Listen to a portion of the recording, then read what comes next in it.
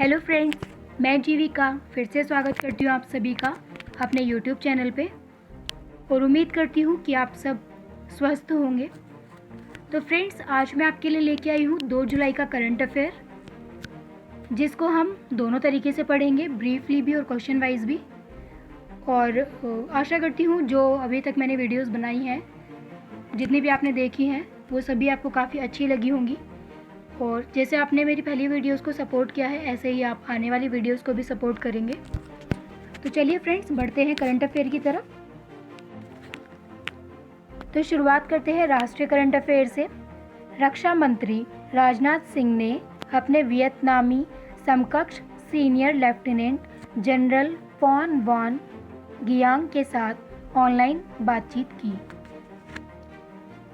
Air marshal विवेक राम चौधरी ने वायुसेना उप प्रमुख के रूप में कार्यभार संभाला। राष्ट्रीय चिकित्सक दिवस 1 जुलाई को मनाया गया। 2020 कुवेंपु राष्ट्रीय पुरस्कार ओडिया कवि डॉक्टर राजेंद्र किशोर पांडा को दिया गया। दिवंगत कन्नड़ कवि कुवेंपु के नाम पर दिया जाता है यह पुरस्कार।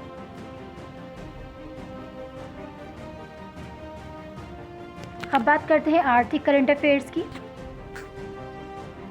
Arun Jaitley national institute of financial management AJNIFM Faridabad ने AI and emerging technologies centre of excellence बनाने के लिए माइक्रोसॉफ्ट के साथ साझेदारी की। बैंकों की सकल गैर निष्पादित परिसंपत्तियां मार्च 2022 तक बेसलाइन परिदृश्य में 9.8% और गंभीर तनाव परिदृश्य में 11.22% तक बढ़ सकती है। RBI की वित्तीय स्थिरता रिपोर्ट। सरकार ने 30 सितंबर 2021 को समाप्त होने वाली तिमाही के लिए छोटी बचत योजनाओं पर ब्याज दरों को अपवर्तित रखा।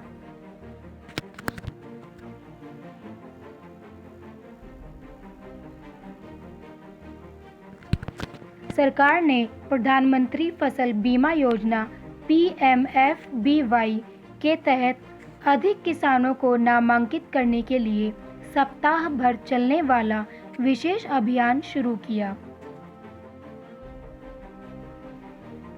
SBI अपनी शाखाओं और ATM में 4 मुफ्त लेन देन के बाद नकद निकासी पर सेवा शुल्क लगाएगा। कानून मंत्रालय ने रक्षा सेवाओं के कर्मचारियों को हड़ताल में भाग लेने से रोक लगाई।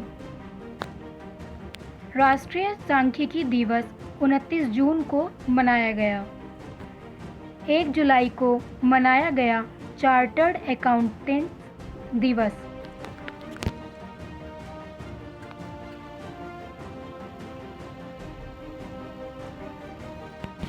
अब बात करते हैं अंतर्राष्ट्रीय करंट अफेयर्स की। भारत और पाकिस्तान ने नागरिक कैदियों मछुआरों की उनकी हिरासत में सूची का आदान प्रदान किया। पाकिस्तान सेना ने चीन निर्मित VT-4 युद्धक टैंकों को शामिल किया। संयुक्त राष्ट्र फ्रांस और मेक्सिको द्वारा 30 जून से 2 जुलाई तक पेरिस में जनरेशन इक्वलिटी फोरम का आयोजन किया जा रहा है।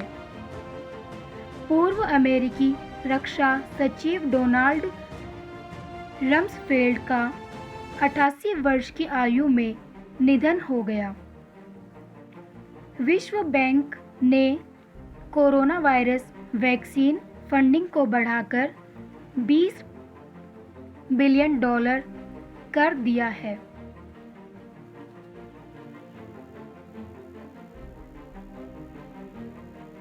अब बात करते हैं खेल कूद से जुड़े करंट अफेयर्स की। अमेरिका के अभिमन्यु मिश्रा 12 साल 4 महीने 25 दिन के सबसे कम उम्र के शतरंज ग्रैंडमास्टर बने। भारत के निहाल सरीन ने सर्बिया में सिल्वर लेक ओपन शतरंज टूर्नामेंट जीता?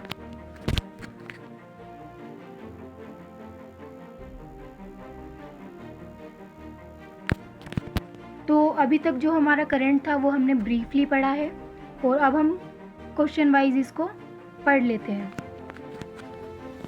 शुरुआत करते हैं पहले क्वेश्चन से। फर्स्ट क्वेश्चन है हमारा, हाल ही में विश्व स्वास्थ्य संगठन द्वारा किस एशियाई देश को मलेरिया मुक्त घोषित किया गया?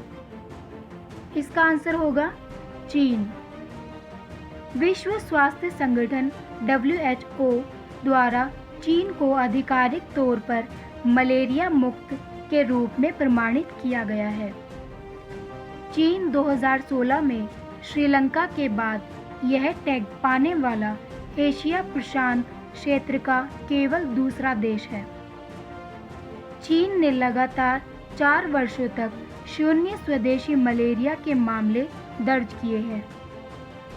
1940 के दशक में चीन में अनुमानित 30 मिलियन मामले और प्रति वर्ष 3 लाख मौतें हुई।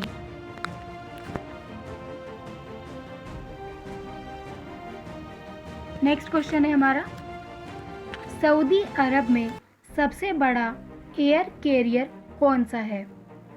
इसका आंसर होगा सऊदी अरब एयरलाइंस।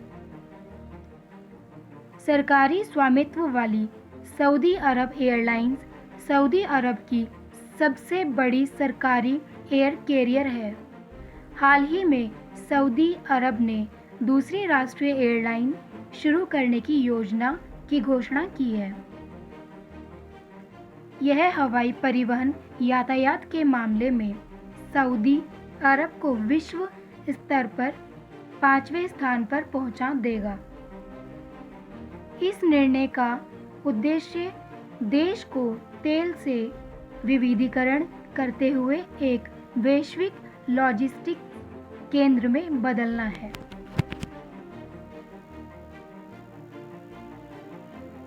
नेक्स्ट क्वेश्चन है हमारा, भारत में आपातकालीन उपयोग लाइसेंस प्राप्त करने वाला पहला mRNA टीका कौन सा है? इसका आंसर होगा मॉडर्ना mRNA 1273। भारत ने अपने चौथे कोविड-19 वैक्सीन और इसके पहले mRNA वैक्सीन मॉडर्ना के mRNA 1273 को मंजूरी दी।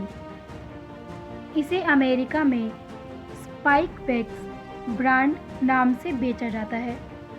अब टीकों को नैदानिक अध्ययनों को पूरा किए बिना भारत में आयात किया जा सकता है। मॉडर्ना वैक्सीन, जिसकी प्रभावशीलता 94.1% है, भारत में भारतीय फार्मा कंपनी सिप्ला के माध्यम से उपलब्ध होगी।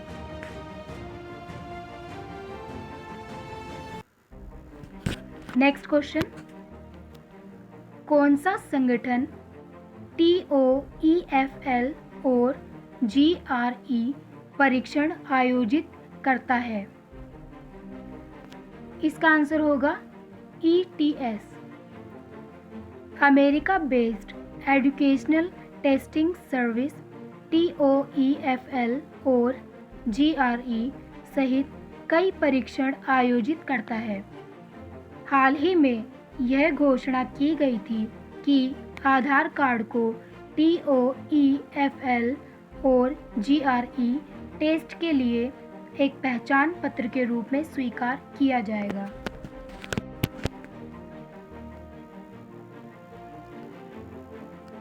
नेक्स्ट और लास्ट क्वेश्चन है हमारा, कच्चे पाम तेल पर हाल ही में किस कर को घटाकर 10% किया गया है? इसका आंसर होगा सीमा शुल्क। केंद्रीय अप्रत्यक्ष कर और सीमा शुल्क बोर्ड CBIC की हालिया अधिसूचना के अनुसार कच्चे पाम तेल पर मूल सीमा शुल्क को घटाकर 10% और रिफाइंड पाम तेल पर 37.5% कर दिया गया है। यह कर कटौती पाम तेल को प्रतिद्वंदी सोया तेल और सूरजमुखी के तेल की तुलना में अधिक आकर्षक बना सकती है, जिससे आयात को बढ़ावा मिलेगा और खाद्य तेल की कीमतों में कमी आएगी। यह कम कर की दर 30 जून से 30 सितंबर तक लागू रहेगी। तो फ्रेंड्स, ये था 2 जुलाई आज का करंट अफेयर। आशा करती हूँ आपको समझने में काफ़ी आसानी हुई होगी। तो फिर मिलते हैं नए करंट अफेयर के साथ। तब तक के लिए आप लोग अपना ध्यान रखिए। मिलते हैं नेक्स्ट वीडियो में। Thank you so much.